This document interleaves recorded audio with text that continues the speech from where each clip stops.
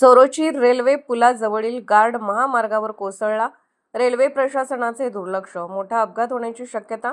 सांगलीच्या कवठेमहांकाळ तालुक्यातील चोरोची गावाजवळ विजापूर गुहागर या राष्ट्रीय महामार्गावर असणाऱ्या रेल्वेच्या पुलाखालील लोखंडी गार्ड असणारी भली मोठी कमान रस्त्यावर कोसळली असून याकडे रेल्वे प्रशासनाचे दुर्लक्ष झाले असून यामुळे गंभीर स्वरूपाचा अपघात होऊन जीवितहानी होण्याची शक्यता नाकारता येत नाही.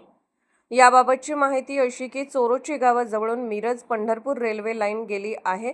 या रेल्वे पुलाखालून विजापूर गुहागर हा राष्ट्रीय महामार्ग गेला असून या महामार्गावर मोठ्या प्रमाणात वाहतूक सुरू असते. या रेल्वे पुलाजवळ जत रस्त्याच्या बाजूस मोठी लोखंडी कमान असून त्या कमानीवर असणारा लोखंडी खांब महामार्गावर कोसळला आहे.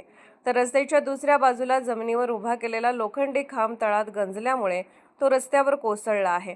त्यामुळे या महामार्गावरून जाणाऱ्या वाहनांना धोका उत्पन्न झाला आहे. तर रात्रीच्या वेळेस हे रस्त्यावर पडलेले लोखंडी खांब या ठिकाणी अंधार असल्याने भरधाव येणाऱ्या वाहनधारक व मोटरसायकल चालकांना दिसून येत नसल्याने मोठा अपघात होऊन जीवितहानी होण्याची शक्यता नाकारता येत नसल्याने रेल्वे प्रशासनाने याकडे लक्ष देऊन हे पडलेले लोखंडी खांब रस्त्यावरून बाजूला काढावे अशी मागणी वाहनधारकातून करण्यात येत आहे.